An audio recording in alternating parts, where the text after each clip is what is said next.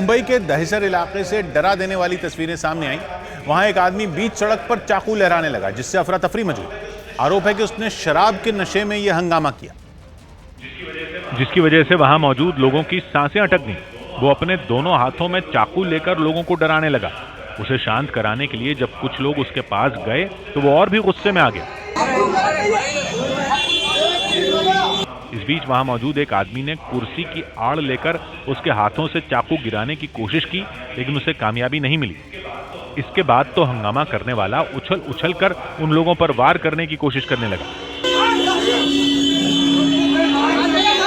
थोड़ी ही देर में पुलिस वहां पहुंच गई, लेकिन उसके तेवर देखकर पुलिस वाले भी उसके पास जाने की हिम्मत नहीं जुटा पाए। वहीं आसपास के लोग किसी तरह उसे पकड़ने में जुटे रहे।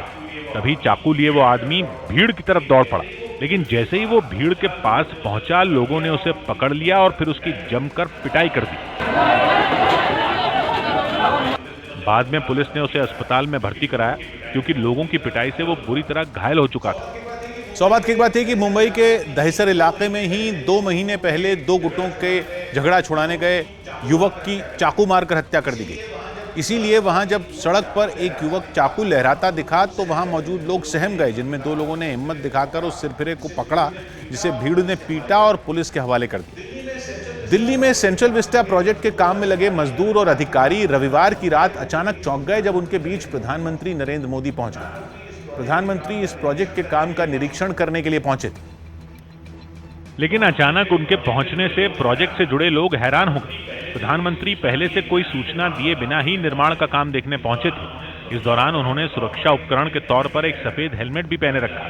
कर्मचारियों से भी वो पूछते रहे कि वक्त पर काम पूरा हो पाएगा या नहीं।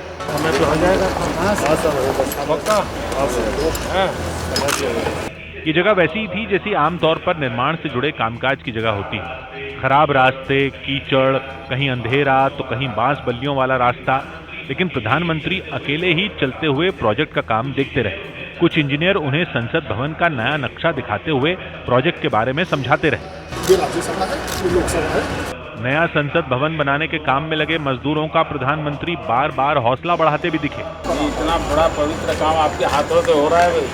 जबकि कुछ इंजीनियर उनके साथ भी रहे, जिनसे वो लगातार काम से जुड़ी बारीकियों पर चर्चा करते रहे। लेवल से कितना? ये लगभग 7.5 मीटर। प्रधानमंत्री की मौजूदगी से ही मजदूरों में ऐसा जोश भर गया कि सेंट्रल विस्टा प्रोजेक्ट की जमीन पर देशभक्ति के नारे गूंजने लगे।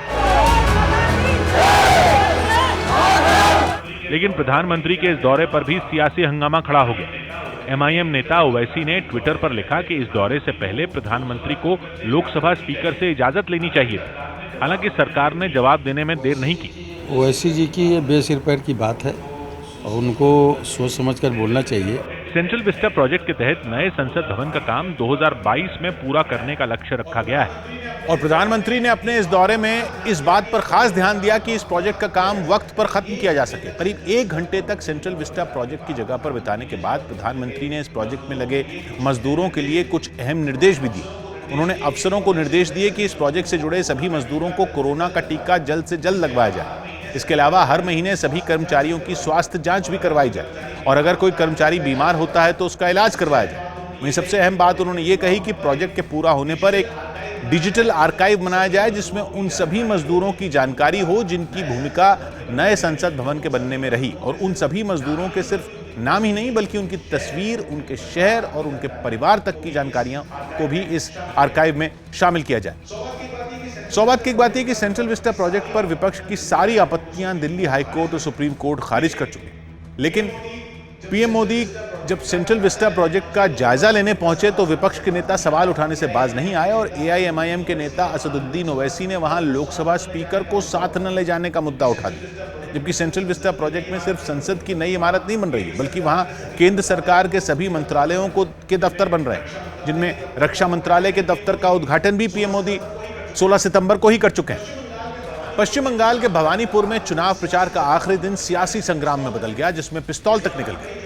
इस दौरान कई जगहों पर टीएमसी और बीजेपी कार्यकर्ता आपस में टकरा गए और हिंसक झड़पें भी हुई। भवानीपुर उपचुनाव के लिए 30 सितंबर को वोटिंग होनी। ऐसे में प्रचार के आखिरी दिन दोनों ही पार्टियों ने अपनी ताकत झोंक दी, लेकिन वहां प्रचार कम, बवाल ज्यादा हुआ। पिस्तौल तक लहराई गई, जमकर हंगामा और हिंसक झड़पें हुई, जिसकी तस्वीरें भी सामने आई। बीजेपी के पूर्व प्रदेश अध्यक्ष दिलीप घोष पहुंचे तो प्रचार करने लगे, लेकिन आरोप है कि पहले से मौजूद टीएमसी कार्यकर्ताओं ने उन्हें घेर लिया और नारेबाजी शुरू कर दी। हंगामा बढ़ता देख दिलीप घोष के साथ चल रहे सुरक्षा कर्मियों ने मोर्चा संभाला और उन्हें घेरे में लेकर वहां से निकलने लगे, लेकिन दावा है कि विरोध कर रहे टीएमसी कार्यकर्ताओं ने उनका पीछा नहीं छोड़ा। देखते ही देखते धक्का मुक्की शुरू हो गई। इसी बीच दिलीप घोष के सुरक्षा कर्मियों ने पिस्तौल निकाल ली और सामने मौजूद लोगों पर तान दी। हालांकि इससे बात बिगड़ गई और हाथापाई शुरू हो गई। खुद दिलीप घोष भी आपा खो बैठे। बाद में दिलीप घोष को किसी तरह वहां से बाहर निकाला गया। लेकिन ये भवानीपुर की कोई इकलौती तस्वीर नहीं थी। कई दूसरी जगहों से भी हंगामे की खबरें सामने आई। बताया गया कि बीजेपी सांसद अर्जुन सिंह के प्रचार के दौरान भी जमकर बवाल हुआ, जिसमें कई बीजेपी कार्यकर्ताओं के घायल होने का भी दावा किया गया। अर्जुन सिंह इन घायल कार्यकर्ताओं को लेकर मंच पर पहुंच गए। उपचुनाव में प्रचार के लिए बीजेपी ने अपने 80 नेताओं को उतारा था, लेकिन कई जगह ऐसी थी जहां दोनों पार्टियों के नेता एक साथ प्रचार करने पहुंच गए। भवानीपुर में चुनाव का अंतिम दिन और एक तरफ जय बांग्ला तो दूसरी तरफ जय श्री राम के नारे। दिलीप घोष भवानीपुर के 71 नंबर वार्ड में प्रचार के लिए पहुंचे। बीजेपी ने इस हंगामे के लिए टीएमसी और मुख्यमंत्री ममता बनर्जी को जिम्मेदार ठहराते हुए उपचुनाव में जीत का दावा किया। जो बोल रहे बीजेपी का जमानत जब्त हो जाएगा, बीजेपी को कैंडिडेट नहीं मिलेगा, उनको ऐसा क्या हो गया कि बीजेपी को रोकना पड़ रहा है जबरदस्ती। हालांकि प्रचार में जुटे टीएमसी नेताओं ने हंगामे और हिंसा की बात को खारिज कर दिया। झगड़ा करने नहीं आए, ना हम कुछ बोल रहे हैं, ये प्रचार कर रहे हैं, हम भी प्रचार कर रहे हैं। बाद में ये मामला चुनाव आयोग तक भी पहुंचा और आयोग ने अफसरों से रिपोर्ट भी मांगी। सौभाग्य की एक बात है कि भवानीपुर विधानसभा सीट के दायरे में कोलकाता नगर निगम के 8 वार्ड हैं और वहां उपचुनाव में प्रचार के अंतिम दिन बीजेपी ने हर वार्ड में अपने 10 नेताओं को प्रचार में उतारने का ऐलान किया था, जिनके समर्थकों का कई जगह टीएमसी के कार्यकर्ताओं से आमना सामना हुआ। और जब बीजेपी नेता दिलीप घोष टीएमसी के समर्थकों से घिरे तो उनके सुरक्षा कर्मियों ने पिस्तौल निकाली, जिससे माहौल और गर्म हो गया। और इसी शोरगुल में लोगों को पता भी नहीं चला कि पश्चिम बंगाल में मुर्शिदाबाद जिले की जहांगीरपुर और मालदा दक्षिण की शमशेरगंज सीट पर भी उपचुनाव हो रहा है। दिल्ली के पास बेहटा हाजीपुर स्टेशन से गुजरने वाली लोकल ट्रेन से लोग जान पर खेलकर सफर करते नजर आए। ऐसा इसलिए हुआ क्योंकि कोरोना की वजह से वहां से गुजरने वाली ज्यादातर लोकल ट्रेनें बंद कर दी गई। फिलहाल इस रूट पर कुछ ट्रेनें ही चल रही, जिन्हें देखते ही लोग परेशान हो जाते हैं कि उनमें चढ़ें तो चढ़ें कैसे। एक ट्रेन में तो स्टेशन पर पहुंचने से पहले ही जरूरत से ज्यादा लोग भरे दिखे। बहुत सारे लोग तो दरवाजे के सहारे लटके लटके ही वहां पहुंचे और जब ट्रेन स्टेशन से रवाना हुई तो हालात बद से बदतर हो गए। लोग केवल दरवाजों पर ही नहीं लटके बल्कि बहुत सारे लोग ट्रेन की छत पर चढ़ गए। इन लोगों को मजबूरी में मौत का सफर करना पड़ा, क्योंकि फिलहाल शामली शाहदरा दिल्ली रूट पर चलने वाली 10 लोकल ट्रेनों में 3 ही चल रही हैं, जिनमें केवल एक ट्रेन ऑफिस टाइम पर चलती है। मतलब अगर लोगों को दफ्तर जाना है तो उन्हें मजबूरन ये सफर करना पड़ेगा। ट्रेनों की कमी का आलम यह है कि रेलवे ट्रैक ज्यादातर समय खाली ही दिखा और लोगों के गप मारने का अड्डा नजर आया। एक ट्रेन होने की वजह से ज्यादा भीड़ होती है और एक ट्रेन है, इसलिए आप देख सकते हैं कि ट्रैक पर जो लोग बैठे हुए हैं ये निश्चिंत हैं। वैसे रेलवे की ओर से भरोसा दिया गया कि जल्द ही इस रूट पर ट्रेनों की संख्या बढ़ेगी। भीड़ को कम करने के लिए हमने एक कदम लिया है कि अभी हमने एक प्रपोजल कल भेज दिया है हेडक्वार्टर को कि एक और ट्रेन इस रूट पे चला दी जाए, शामली से शादरा के बीच में। जब तक नई ट्रेनें नहीं चलती तब तक के लिए रेलवे ने स्पेशल ड्राइव शुरू की है। साथ ही लोगों को जानलेवा सफर करने से रोकने के लिए स्टेशन पर सुरक्षा बल की लंबी चौड़ी फौज भी तैनात की गई। सौभाग्य की एक बात यह कि गाजियाबाद जिले में ये छोटा सा रेलवे स्टेशन है जहां महामारी से पहले सुबह 6 बजे से 10 बजे के बीच कम से कम आधा दर्जन पैसेंजर यानी लोकल ट्रेनें चलती थीं और लोगों के लिए दिल्ली आना जाना आसान था। लेकिन अब ट्रेन सिर्फ एक चल रही है और यात्रियों की भीड़ पहले जैसी, जिसकी वजह से ट्रेन में चढ़ना भी पहाड़ पर चढ़ाई जैसा हो गया, जिससे हादसों का खतरा दिखा। तो रेलवे ने ट्रेनों की संख्या के बजाय सुरक्षा कर्मियों की संख्या बढ़ा दी, क्योंकि ट्रेन की संख्या बढ़ाने या घटाने की प्रक्रिया में समय लगता है। मध्य प्रदेश के छतरपुर से हैरान करने वाले कुछ वीडियो सामने आए। वहां एक मंदिर में फिल्मी गानों पर डांस करने के आरोप में एक लड़की के खिलाफ पुलिस ने केस दर्ज कर लिया। ये कार्रवाई कुछ सामाजिक संगठनों की शिकायत पर की गई, क्योंकि जो वायरल वीडियो सामने आए उनमें आरती साहू नाम की लड़की वहां के एक मंदिर में फिल्मी गानों पर डांस करती नजर आई। सोशल मीडिया पर डालने के मकसद से बनाए गए इन वीडियो में वो एक पेशेवर डांसर की तरह दिखाई दी।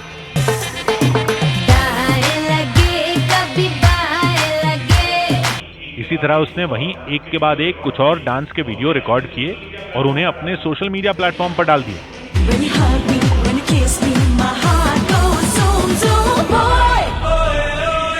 जिसके बाद जब ये वीडियो वायरल हुए तो कुछ सामाजिक संगठनों को ये बात अखर गई और उन्होंने धार्मिक भावनाओं को आहत करने का आरोप लगाते हुए इस लड़की के खिलाफ पुलिस में शिकायत कर दी। हमारे वीडियो डालने संबंधी शिकायत की थी। इस मामले को संज्ञान में लेते हुए FIR दर्ज की गई। विवाद बढ़ता देख वो लड़की भी फौरन सामने आई और उसने पूरे मामले पर अपनी सफाई पेश की। अगर मेरी किसी वीडियो की वजह से आपकी भावनाओं को ठेस पहुंची है तो कृपया करके मुझे माफ कर दीजिएगा। साथ ही उसने इन सभी वीडियो को अपने सोशल मीडिया अकाउंट से भी हटा दिया। सौभाग्य की बात है कि सोशल मीडिया पर कोई वीडियो जितना ज्यादा देखा और पसंद किया जाता है, उस वीडियो पर विज्ञापनों के जरिए उतनी ही कमाई भी होती है। और छतरपुर की ये लड़की भी ऐसे वीडियो सोशल मीडिया के लिए ही बनाती रही है, जिसे 25 लाख लोग फॉलो भी करते हैं। लिहाजा मंदिर के सामने डांस का वीडियो 2 दिन में वायरल हुआ तो लोगों का माथा ठनका, क्योंकि जिस मंदिर के सामने लड़की ने वीडियो बनाया था वो छतरपुर के प्रमुख मंदिरों में एक है, जो निर्मोही अखाड़े से जुड़ा है। मुंबई की सड़कों पर बारिश के बाद हुए गड्ढों को देखने मेयर खुद सड़कों पर पहुंचे और सबके सामने ही उन्होंने अफसरों को फटकार लगाई। और जिस वक्त मेयर किशोरी पेडनेकर सड़क पर पहुंची, उस वक्त मीडिया के कैमरे भी मौजूद थे। मुंबई के कुर्ला इलाके के वीडियो में साफ दिखा कि मेयर ने अफसर के हाथ से फाइल छीनने तक की कोशिश की और बीच सड़क पर उन्हें झाड़ लगाई। काफी देर तक मेयर किशोरी पेडनेकर अफसरों और कुछ और नेताओं के साथ सड़कों पर पैदल ही घूमती रहीं। जिन जगहों पर सबसे ज्यादा गड्ढे हैं वहां लोगों के सामने ही अफसरों से समाधान भी पूछा गया। उन्होंने लोगों के सामने ये कहा कि अफसरों की लापरवाही की वजह से लोगों को परेशानी उठानी पड़ रही है। सौभाग्य की बात है कि तारकोल से बनी सड़कें बारिश में हर साल खराब होती हैं, इसलिए बारिश के मौसम में सड़कों पर गड्ढे देश के सभी शहरों में लोगों के लिए शामत बन जाते हैं। और मुंबई नगर निगम की तो राजनीति ही लंबे समय से गड्ढे वाली सड़कों पर हो रही, जहां चुनाव में 6 महीने का वक्त भी नहीं बचा। और मुंबई में बीजेपी ने गड्ढों से भरी सड़कों के मुद्दे पर BMC पर निशाना साधा, जिसके अधिकारियों ने बीते 5.5 महीने में 33,000 गड्ढे भरने का दावा किया, जिस पर बीजेपी ने सवाल उठाए तो मुंबई की मेयर खुद सच्चाई देखने सड़कों पर निकल पड़ी। राजस्थान की पुलिस को एक ऐसी चप्पल मिली जिसकी कीमत 6 लाख रुपए है। इम्तिहान में नकल करने के लिए खास चप्पल खरीदी गई, जिसमें ब्लूटूथ तकनीक लगाई गई थी, जिसके जरिए राजस्थान की रीट परीक्षा में नकल करने की तैयारी।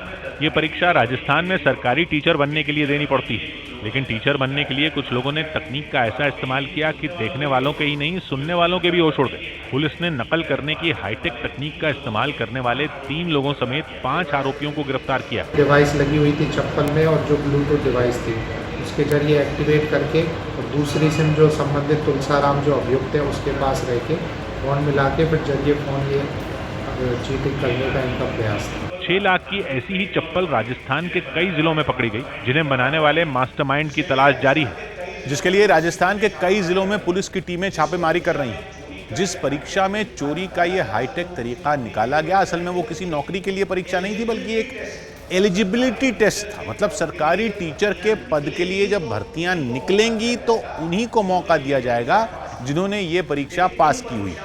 लेकिन इन परीक्षाओं में नकल रोकना सरकार के लिए बड़ी चुनौती रहती है। नकल कराने के लिए बाकायदा एक माफिया के सक्रिय होने की खबरें आती रहीं और इसीलिए परीक्षा केंद्रों पर चप्पल को नकल का जरिया बनाया गया, क्योंकि आमतौर पर जांच करने वाली टीमें चप्पल या जूतों की तलाश नहीं करती। इसलिए ऐसी चप्पल बनाई गई जिसमें किसी मोबाइल फोन की तरह सिम कार्ड लगाया जा सके। इसका पूरा उपकरण चप्पल के अंदर ऐसे फिट किया गया कि किसी को शक भी ना हो और अगर तलाशी भी ली जाए तो कुछ पता नहीं चल पाए। इस चप्पल में एक सिम पहले से लगा होता था और साथ में परीक्षा देने वाले के कान में एक बेहद छोटा ब्लूटूथ डिवाइस होता था, ठीक वैसा जैसा आमतौर पर लोग फोन के साथ जोड़ लेते हैं बात करने के लिए।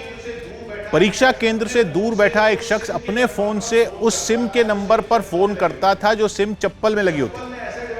चप्पल में ऐसा डिवाइस लगाया जाता था जिससे फोन उठाने की जरूरत नहीं पड़ती थी, बल्कि फोन आते ही अपने आप कॉल कनेक्ट हो जाती थी। मतलब बिना रिसीव का बटन दबाए ही आवाज कान में आना शुरू हो जाती थी। और इस तरीके से ब्लूटूथ के जरिए परीक्षा दे रहा शख्स, यानी वो शख्स जिसके पैरों में चप्पल है, वो सवालों के सारे जवाब सुन सकता था।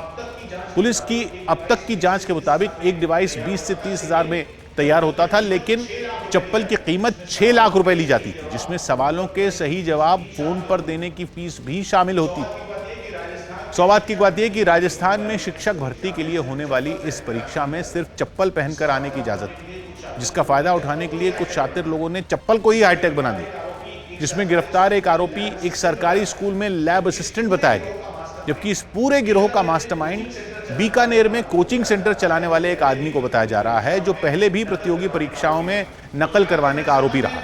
गुजरात के महसाणा में भारी बारिश लोगों के लिए मुसीबत बन गई। वहां लगातार हुई बारिश के बाद शहर के कई इलाके पानी में डूब गए, जिसकी वजह से लोगों का बाहर निकलना भी मुश्किल हो गया। इतना पानी बरसा कि सड़कें नहरों में बदल गई। इतना पानी भर गया कि वहां खड़ी गाड़ियों के पहिए पूरी तरह डूबे दिखाई दिए। कई गाड़ियां तो बीच सड़क पर ही खड़ी हो गई। ऐसी ही एक तस्वीर में एक गाड़ी पानी के बीचों बीच फंसी दिखाई दी। पानी की वजह से उसका हिलना भी मुश्किल हो गया। पैदल चलने वालों की मुश्किलें तो और बढ़ गई। कई लोग कमर तक पानी में डूबकर सड़क पार करते दिखे। बाजार तो किसी टापू की तरह नजर आने लगे। वहां दुकानें तो खुली थीं, लेकिन पानी भरा होने की वजह से सड़कों पर सन्नाटा नजर आया। भारी बारिश के बाद शहर के कई इलाकों का यही हाल रहा।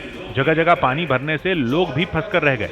सौभाग्य की बात है कि गुजरात के कच्छ और सौराष्ट्र यानी पश्चिम वाले हिस्से में पिछले हफ्ते बारिश ने जिंदगी दुश्वार कर दी थी, तो एक दिन पहले मध्य और उत्तर गुजरात में भारी बारिश का दौर शुरू हो गया, जिनमें महसाणा, पाटन और बनासकांठा में तो औसत से 15-20 गुना तक ज्यादा बारिश हुई और एक झटके में इतना पानी बरसने से बाढ़ जैसे हालात नजर आने लगे। जबकि इस बार पूरे मानसून में उत्तर गुजरात सूखे की मार ही झेलता रहा है और 24 घंटे में हुई भारी बारिश के बाद भी महसाणा में इस साल औसत से 1/3 कम पानी बरसा। मध्य प्रदेश के उज्जैन में अपराधियों के खिलाफ चल रही मुहिम के तहत प्रशासन ने 2 हिस्ट्री शीटरों के अवैध निर्माण ढहा दिए। बताया गया कि इन बदमाशों ने जमीन पर अवैध तरीके से कब्जा कर वहां अतिक्रमण कर लिया, जिसकी जानकारी मिलने पर पुलिस और प्रशासन की टीमें वहां पहुंची और अवैध अतिक्रमण तोड़ने का काम शुरू कर दिया गया। अवैध कब्जा ढहाने के लिए खुदाई करने वाली मशीन की भी मदद ली गई, जिसने सड़क किनारे कब्जा करके बनाए गए मकानों और दुकानों को ढहा दिया। वहां रखा सामान भी उठाकर बाहर फेंक दिया गया। इसी तरह एक दूसरे अपराधी के घर भी टीमें पहुंची और कार्रवाई शुरू कर दी। सामने आई तस्वीरों में कुछ लोग दीवारों पर हथौड़े चलाते नजर आए। जल्द ही वहां मौजूद अवैध अतिक्रमण को भी गिरा दिया गया। पुलिस ने दूसरे अपराधियों पर भी कार्रवाई की चेतावनी दी। चिन्हित हिस्ट्री शीटर कर रखे हैं, उनके भी मकानों को सूचीबद्ध किया जा चुका है और वो भी शीघ्र उनके भी अवैध निर्माणों पर कार्रवाई की। खबर है कि जिन अपराधियों के मकानों पर हथौड़े चले, उनके ऊपर जानलेवा हमले, मारपीट और तस्करी समेत कई गंभीर मामले दर्ज हैं। सौभाग्य की बात है कि उज्जैन नगर निगम में पिछले साल भी हिस्ट्री शीटर बदमाशों के ठिकानों पर पुलिस प्रशासन का हथौड़ा चला था, जिसके तहत 2.5 महीने में 2.5 दर्जन बदमाशों के मकान, दुकानें और गोदाम तोड़े गए। और अब उज्जैन पुलिस ने नगर निगम की मदद से एक बार फिर उसी मुहिम को आगे बढ़ाया, जिसमें बीते 5 दिनों में 5 हिस्ट्री शीटरों से जुड़ी इमारतें तोड़ी जा चुकी हैं और एमपी के सीएम शिवराज सिंह चौहान ऐलान कर चुके हैं कि गुंडे बदमाशों के अवैध कब्जे से छुड़ाई गई जमीनों पर गरीबों के लिए घर बनाए जाएंगे। दिल्ली के रोहिणी कोर्ट में हुए शूटआउट के मामले में बड़ी जानकारी सामने आई है। न्यूज़ 18 के आनंद तिवारी की रिपोर्ट है कि तिहाड़ जेल में बंद टिल्लू नाम के जिस गैंगस्टर के इशारे पर यह शूटआउट हुआ, उसने जेल के अंदर से ही न सिर्फ पूरी साजिश रची बल्कि बदमाशों को लगातार निर्देश भी दिए थे। जानकारी के मुताबिक टिल्लू तिहाड़ जेल जैसी सुरक्षित जेल के अंदर से ही बदमाशों के संपर्क में था और वो इंटरनेट कॉलिंग के जरिए शूटआउट में मारे गए दोनों बदमाशों से पल पल की जानकारी ले रहा था। यही नहीं, जब पुलिस की जवाबी कार्रवाई में दोनों हमलावर मारे गए तो टिल्लू ने विनय और उमंग नाम के 2 दूसरे बदमाशों को वहां से भागने के निर्देश भी दिए। ये दोनों बदमाश भी इसी साजिश का हिस्सा थे और मारे गए हमलावरों के साथ कोर्ट पहुंचे थे। अमेजॉन पर रिश्वत के आरोपों के मामले में आरएसएस ने अपने मुखपत्र पांचजन्य में लिखा और अमेजॉन पर निशाना साधा। न्यूज़ 18 के यतेंद्र शर्मा की रिपोर्ट है कि आरएसएस ने अपने मुखपत्र पांचजन्य की कवर स्टोरी में अमेरिकी कंपनी अमेजॉन को ईस्ट इंडिया कंपनी 2.0 बता दिया और सवाल पूछा कि अमेजॉन ऐसा क्या गलत करती है कि उसे रिश्वत देनी पड़ती है। यही नहीं, पत्रिका में 2 टूक लिखा गया कि करोड़ों की रिश्वत का ये मामला कंपनी के अंदर का ही कोई शख्स सामने लाया है, इसलिए रिश्वत देने वाले और लेने वाले दोनों पर कार्रवाई होनी चाहिए। पिछले हफ्ते कांग्रेस ने आरोप लगाया था कि अमेजॉन ने पिछले 2 साल में 8,500 करोड़ रुपए कानूनी फीस दी है और ये पैसा रिश्वत के तौर पर दिया है, जिसके बाद ये कंपनी आरएसएस के निशाने पर आ गई। उसने रिश्वत का मामला तो उठाया ही, साथ ही पांचजन्य में आरोप लगाया गया कि अमेजॉन लगातार भारत की संस्कृति पर हमला कर रही है और वो ऐसी फिल्में और वेब सीरीज रिलीज करती है जो भारतीय संस्कारों के खिलाफ है। सौभाग्य की एक बात है कि अमेजॉन 27 साल पुरानी अमेरिकी कंपनी है जो ई-कॉमर्स यानी ऑनलाइन शॉपिंग से लेकर ओटीटी यानी एंटरटेनमेंट के डिजिटल प्लेटफॉर्म तक चलाती है। जिसके भारत में 8,500 करोड़ रुपए कानूनी फीस में खर्च करने पर राजनीति गरमाई, तो आरएसएस से जुड़ी मैगजीन ने अमेजॉन की नीयत पर सवाल उठाया और इसे भारत के छोटे दुकानदारों के लिए खतरा बताया। जबकि अमेजॉन की तरफ से दावा किया गया कि महामारी के दौर में कंपनी से जो 3 लाख नए कारोबारी जुड़े, उनमें 1/4 गली मोहल्लों के छोटे दुकानदार ही हैं। केंद्र सरकार के श्रम और रोजगार मंत्रालय की ताजा रिपोर्ट बताती है कि कोरोना की दूसरी लहर में देश के सामने रोजगार का संकट खड़ा नहीं हुआ। न्यूज़ 18 के अमिताभ सिन्हा की रिपोर्ट है कि इस साल में अप्रैल से जून के 3 महीनों में महामारी के बावजूद देश में रोजगार के बढ़ने का दावा किया गया। हर 3 महीने में होने वाले एक सर्वे के मुताबिक छठे इकोनॉमिक सेंसस के मुकाबले रोजगार में 29% का उछाल दर्ज किया गया। छठा इकोनॉमिक सेंसस 8 साल पहले 2013-2014 में हुआ था, जब कृषि के अलावा 9 बड़े उद्योगों में 2 करोड़ 37 लाख रोजगार थे, जबकि साल की पहली तिमाही के बाद इन्हीं 9 उद्योगों में 3 करोड़ 80 लाख रोजगार। दावा किया गया है कि रोजगार में सबसे ज्यादा बढ़ोतरी आईटी और बीपीओ के क्षेत्र में दर्ज की गई, जहां कुल रोजगार की गिनती 152% बढ़ी। इसके अलावा स्वास्थ्य के क्षेत्र में रोजगार 77% बढ़ी, जबकि शिक्षा में भी 39% की वृद्धि रोजगार के मामले में दर्ज की गई।